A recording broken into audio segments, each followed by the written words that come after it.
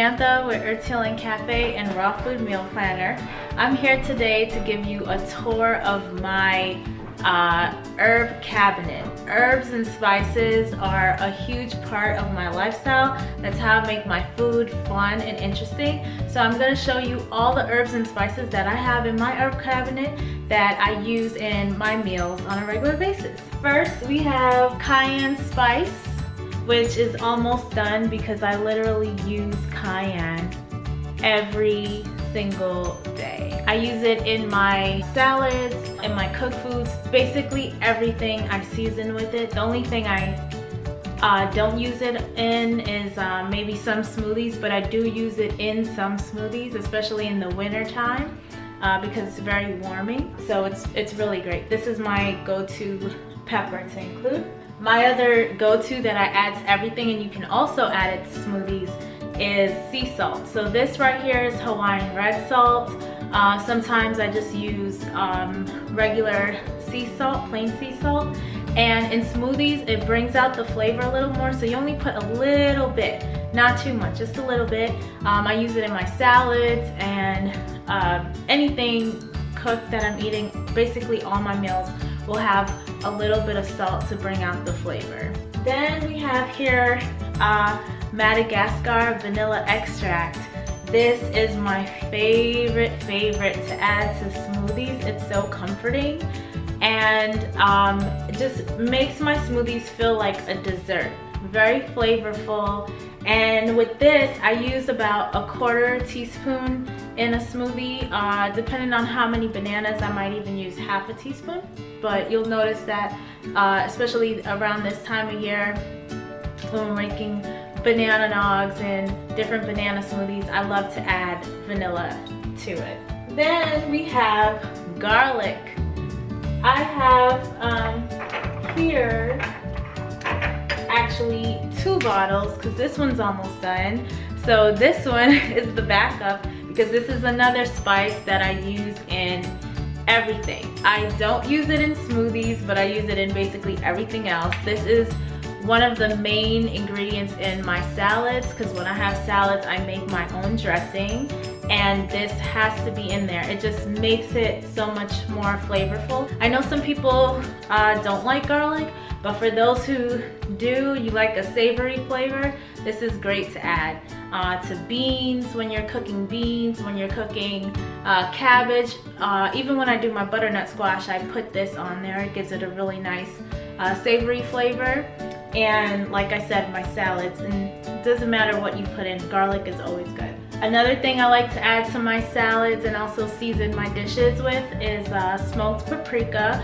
So this is not something I'll use all the time, but I use it a lot. It's one of my flavorings. It gives it a really nice seasoned flavor. And when I'm using things like garlic, paprika, in here I have curry, which is another seasoning I use in my salads. And some dishes like quinoa and stuff like that. I'll use a lot of it. I'll use a lot.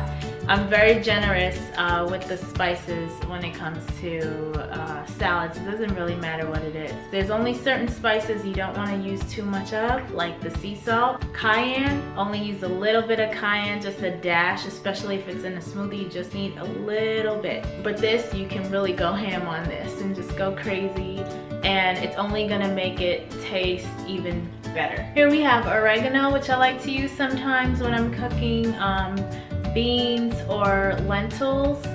I'll just add it to the water that it's boiling in, and gives it a nice flavor. Cinnamon. This is something that I like to use in my smoothies, especially around this time of year, because like cayenne, it's warming, and like vanilla, it has that taste of like a dessert. So my banana smoothies will have this, or if I'm having hot chocolate, this is really nice to add. So yeah, cinnamon, great around this time of year. Then we have ginger, another warming spice that's really good to add to your smoothies. I also add it to my beans and lentils once in a while. It'll give it a completely different flavor.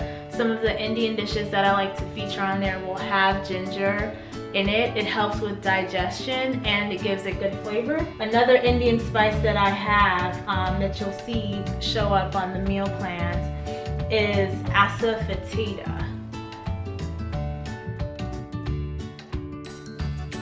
I don't know if I'm pronouncing it right. Asafoetida has a very interesting flavor. It's kind of hard to find. You have to really go to a spice shop, like a shop that specializes in spices. They may have this, or an Indian store, Indian market. That one, Asafoetida, I don't really use as often. Coriander. So I use coriander in cooking, beans, all that good stuff, and I use it in my salads. It's really good for seasoning. This is another one of those spices that you can really just go crazy, and it'll only make it taste better. You can't go wrong with this spice. Here we have mustard seed and celery salt. These two spices, I don't use this frequently, but celery salt is really good if you don't want to use salt. You can use even fresh celery. Like if you're making your own veggie broth, for example, you can use fresh celery, boil it out and add some other spices to it, and it'll already have the salt from that salty flavor from the celery. Or you can use celery salt. It has a bitter taste to it, like as if you were eating celery, so it's not the same as sea salt. So it may be an adjusted taste for you, something that you can try and see if you like it. Mustard seed is another thing that shows up in some of the Indian dishes once in a while, and I like to use that to flavor and follow along with those recipes for the Indian dishes, but I don't use this as often. And I rarely ever use this in a salad. Then we have nutmeg, which is awesome. Nutmeg and Jamaican allspice. Again, I'll add these to some nice savory wintertime smoothies with some vanilla, and it'll taste like naan. You'll get that nutmeg flavor, just that really warm, comforting smoothie dessert. You get that sweet, you get that savory, and you also get that comfort, and that it almost, like with these spices, I know for me in particular, with the allspice, the Jamaican allspice and the nutmeg, it kind of brings me back to when I was a child, some of the things that we would drink around this time of year. So it's very comforting. Cinnamon, also another warming spice. This bottle is basically empty, so we're drinking a lot of that in our smoothies. Then we have here black pepper. I don't use black pepper as much because I use cayenne as my go-to pepper. And like I said, when I'm doing a salad, I'll do, probably if I were to measure it, it probably comes out to 1/8 of a teaspoon. That's usually enough for me, so I don't really use black pepper as much. But if I don't have cayenne, then I use black pepper. It's a different flavor. It doesn't have that cleansing effect on my respiratory system like cayenne does. Cayenne's pretty powerful, opens up all the pathways. Black pepper does not do that for me in particular, but it's still good to have on hand. Some of the recipes call for that. So you'll notice too, a lot of my spices are organic. Not all of them, but a lot of them are. So I try to get organic when possible. Trader Joe's doesn't have as many organic options when it comes to spices, and they have a pretty good spice collection. Whole Foods has like every spice you can think of. It doesn't have the Asafoetida, so you really need to look for that, like I said, in a specialty spice store or in an Indian store. Usually when it comes to like getting organic spices, I'll usually have to go to Whole Foods to get that. Turmeric. So turmeric is good for cooking. You can also put it in smoothies. It has a bitter flavor, but turmeric is really good for the liver and for the blood. It also helps with digestion. I don't use it as often, but it's something that you can use. It's also pretty warming as well. So you can use it around this time of year. Just add it to a smoothie with some ginger and see how you like that. With turmeric, you don't want to put too much. It's not one of those where you could go crazy. You just want to put a little bit, maybe like half a teaspoon or less if you're just starting out, just to see like the flavor, if you can handle the bitterness of it. Then we have here some mixes. So I have a Jamaican jerk barbecue mix that I use once in a while. This mix in particular I got because it's a Jamaican jerk, and that jerk seasoning I really like. My mom, she uses it to like in her beans sometimes, like to make black beans, and it has that same jerk flavor. Really nice, very powerful, spicy flavor. So if you like spicy foods, very savory, very good. So this is what I would use for like those, for the beans. I don't use it as often because this one in particular, which is why when you go to the grocery store, even if it's a spice mix, it's very good to read the ingredients because there's a lot of things that they hide in there.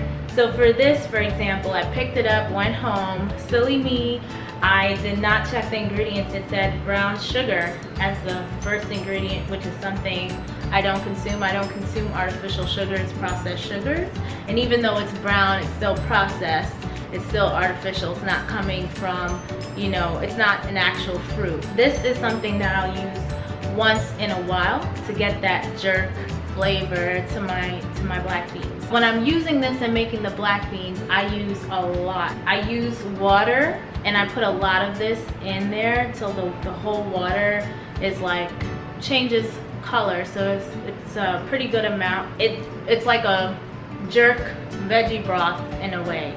The beans just absorb all of that flavor.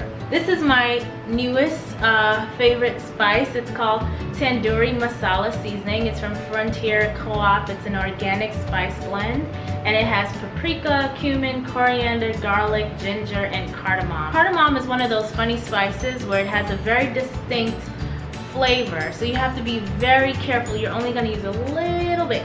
And the way they have this mix, it's really delicious. And I've tried it in a variety of things. I put it on butternut squash. I put it on my salads. Because really in my salad, I would normally blend all of these spices together anyway in my mix with a little bit of like a tablespoon of extra virgin cold pressed olive oil or half an avocado. So if I'm using an avocado, I won't use the oil, so I don't have too much, you know, fats going on in my salad. Since this is a mix of all the spices I would use, with the exception of the cardamom, this is like just use this and then I add sea salt, and it has in here garlic, but I still add more garlic to my salad, and it's really, really good. This is another one that would be great for beans. I haven't tried it with beans yet because I just got it, but it's a really great mix. And it's organic. Last but not least, that's in my cupboard, is this clove essential oil. So I don't use this in smoothies, I don't use it to cook, but this has been a godsend for me. When growing up as a child, I ate a lot of candy. My aunt used to bring me Sour Powers and all this chewy, sugary candy every weekend. And I made sure to go through all of that candy every week. I developed lots of cavities by the time I left New York, which was about 2008, I believe. I left New York when I finished my bachelor's degree at NYU. At that point, I had a few cavities in my mouth. Once in a while, like in the beginning when you have cavities, there's not too much pain. You really have to go to the dentist to find out, and the dentist is not my favorite place to be because it's always a painful, uncomfortable experience for me, even when they're cleaning, because my teeth are really sensitive. A few years ago, I found out I have 4 cavities. I had a root canal that the crown had to be removed, the whole tooth had to be extracted because there was an abscess underneath. Root canals and fillings and things is like putting a band-aid over a situation. It doesn't really fix. Usually, from my experience, I know like my brother, for example, also had this issue where he had a cavity, they did a root canal, they had to remove it because there was an abscess. It seems to happen. Like I've met a few other people too who that's happened to them as well. It seems like a waste of time, money, and pain to go through all of that just to be back at square one and not have anything. Since I am working on naturally repairing the dentin, and that can take years, I've been using clove as like a cover-up. It's like a band-aid, but this is a healthier holistic type of band-aid, because it's a clove oil. It basically numbs the tooth. And for example, like if I have pain, let's say in January in a tooth where it's like really bad, I'll soak this. I'll put a few drops of this in a little dish with cold pressed organic extra virgin olive oil. Dip it with a cotton swab and keep that over my tooth for a few minutes. My tooth is fine for months. Like I literally only have to use this maybe at most twice a year. And so I've been carrying these cavities for a while, for a few years, and it's not hurting me. I get to eat whatever I want to eat. Of course, I'm eating healthier these days. I'm not eating candy or processed sugar. I don't eat many processed foods.